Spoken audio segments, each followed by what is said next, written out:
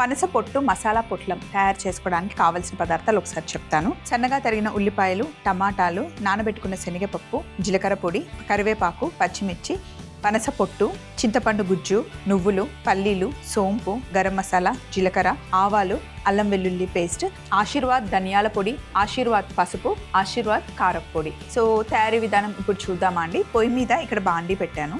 అలాగే ఒక ప్యాన్ ఉంది. ఫస్ట్ ప్యాన్లో ఒక గుప్పెడు పల్లీలు వేసాను.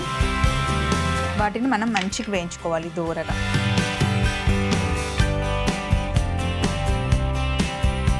ఇక్కడ పల్లీలు వేగుతూ ఉంటాయి. ఈ లోపల మనం పనస పొట్టు మసాలా చేసుకుందాం. బాండి పెట్టి ఇందులో నేను నూనె వేస్తున్నాను. కొంచెం నూనె ఎక్కువే పడుతుంది.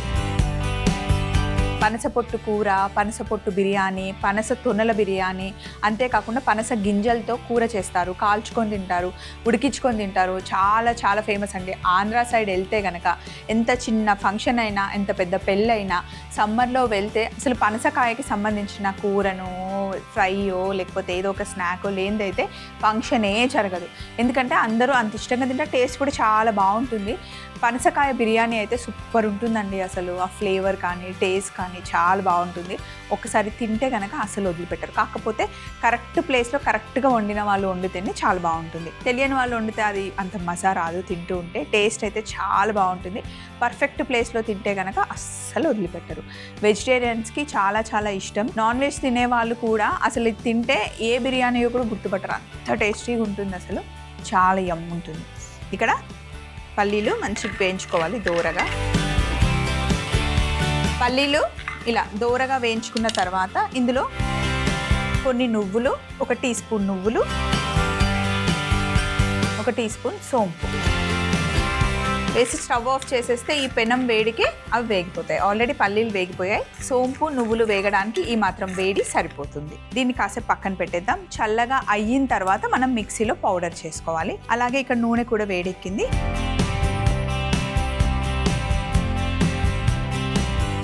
వేడెక్కిన నూనెలో కొన్ని ఆవాలు,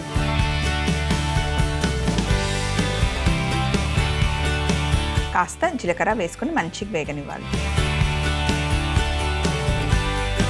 ఆవాలు, జీలకర్ర కాస్త చిటపటలాడిన తర్వాత ఇప్పుడు మనం ఇందులో సన్నగా తరిగి పెట్టుకున్న ఉల్లిపాయలు వేసుకోవాలి.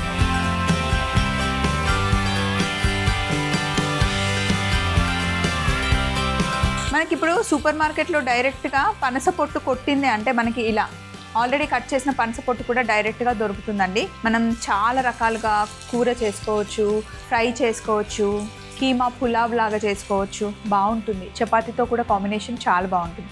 కొంతమంది టమాటా వేసి చేస్తారు. రెగ్యులర్గా ఉల్లిపాయలు ఎక్కువ వేసుకొని కొంచెం అల్లం వెల్లిపాయ వేసుకొని చేసుకుంటే కూడా చాలా బాగుంటుంది. మనం ఎగ్ కర్రీ చేస్తాం కదా, ఎగ్ కర్రీ లాగా చేసినా కూడా చాలా టేస్టీగా ఉంటుంది. అసలైన పనస పొట్టు రుచి రావాలి అంటే ఆవ పెట్టిన పనస పొట్టు కూర చేస్తారండి. అసలు భలే ఉంటుంది తెలుసా. ఆవపిండి కొన్ని కాంబినేషన్లో చాలా రుచినిస్తుంది. ముఖ్యంగా పులిహోర, ఆవపిండి పొట్లకాయ, ఆవపిండి దద్దోజనం కూడా చేస్తారండి. చాలా బాగుంటుంది. ఆవపిండితో తయారు చేసిన పనస పొట్టు కూర కూడా బాగుంటుంది. ఇప్పుడు ఉల్లిపాయలు వేసాం కదా, అలాగే కరివేపాకు, పచ్చిమిర్చి కూడా ఇందులో వేయాలి.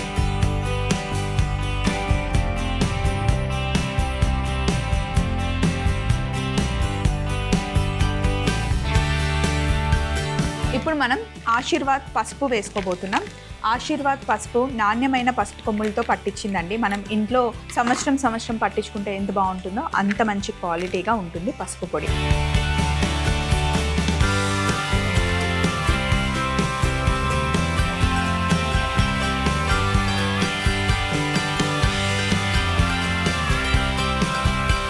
ఇప్పుడు ఇందులో పనస పొట్టుని వేసుకోవాలి.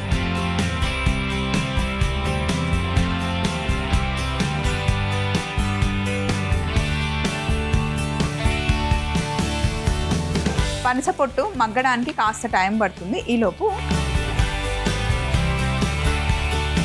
పల్లీలు, నువ్వులు, సోంపు మిక్సీ జార్లో వేసాను. ఫస్ట్ వీటిని మనం పౌడర్ చేసుకున్న తర్వాత ఇందులో ముందుగానే నానబెట్టి పెట్టుకున్న శనగపప్పు వేసేసుకొని పేస్ట్ చేసుకోవాలి.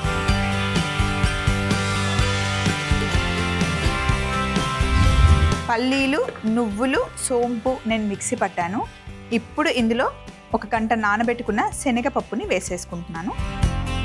దీన్ని కూడా మొత్తం ఫైన్ పేస్ట్ చేయకూడదు, కొంచెం కచ్చా పచ్చాగా మనం పేస్ట్ చేసుకోవాలి. ఇదిగో ఇలా. అలాగే పనసపొట్టు చక్కగా మగ్గింది. ఇప్పుడు మనం ఇందులో ఆశీర్వాద్ చిల్లీ పౌడర్ వేసుకోబోతున్నాం.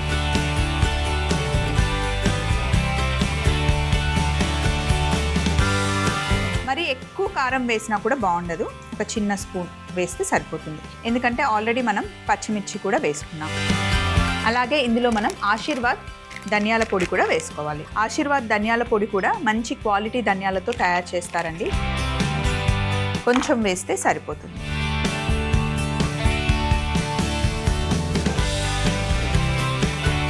వేయించి పొడి చేసుకున్న జీలకర్ర పొడి కూడా వేసుకోవాలి, రుచి బాగుంటుంది. ఇవన్నీ మసాలాలు వేసి కారం, ధనియాల పొడి, జీలకర్ర పొడి వేసిన తర్వాత ఇందులో మనం కొద్దిగా గరం మసాలా వేసుకోవాలి.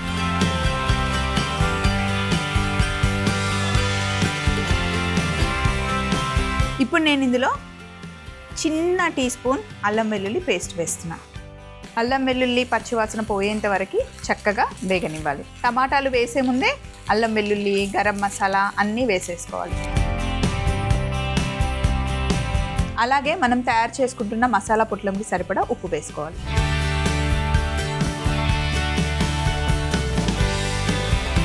ఇప్పుడు ఇందులో మనం సన్నగా తరిగి పెట్టుకున్న టమాటా ముక్కలు వేసుకోవాలి.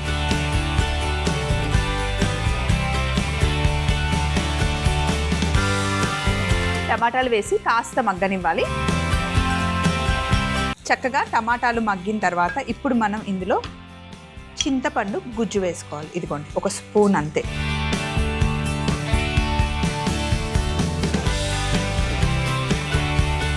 చింతపండు గుజ్జు వేసేసి స్టవ్ ఆఫ్ చేసేసాను. ఇప్పుడు మనం ఏం చేయాలి అంటే ఒక బౌల్ తీసుకుందాం. ఇందులో మనం తయారు చేసుకున్న పనస పొట్టుని మొత్తం ఇందులో వేసేసుకుందాం.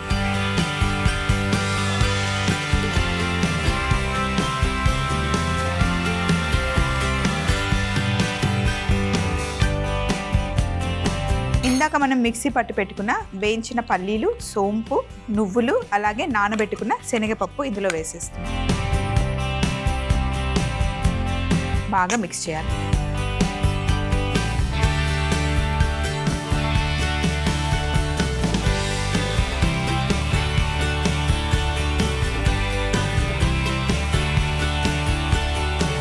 ఇక్కడ పొయ్యి మీద నేను ప్యాన్ పెట్టాను, అది వేడయ్యే లోపల ఇది కలుపుకుందాం. ఆహా, ఇలా కలుపుతుంటేనే అసలు గుమగుమలు ఆడిపోతుంది. అరటి ఆకులు ఉన్నాయి, వాటిని కొంచెం ఇలా వేడి చేస్తే సాఫ్ట్గా అవుతాయి అన్నమాట మనం పొట్లాలు చేయడానికి.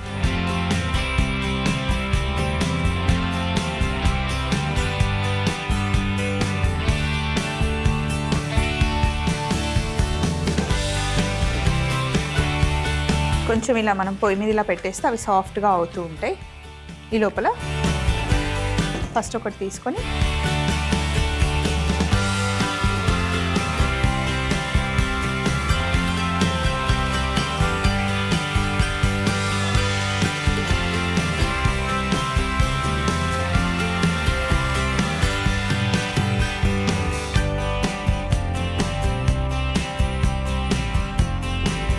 జస్ట్ ఇలా రోల్ చేసేసుకోవాలి.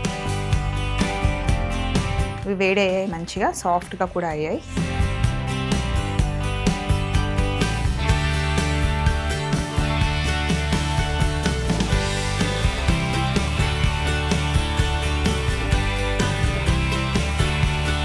ఇప్పుడు ఇలా తయారు చేసుకున్న పొట్లాలని ప్యాన్లో పెట్టుకోవడం.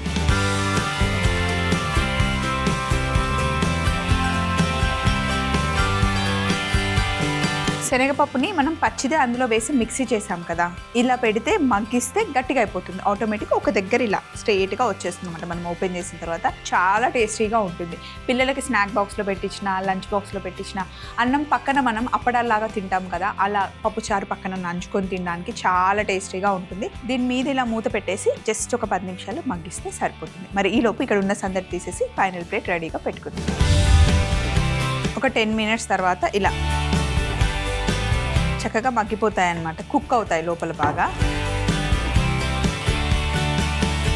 అరటాకులో ఫోల్డ్ చేసి ఇలా కుక్ చేసుకుంటే బాగుంటుంది.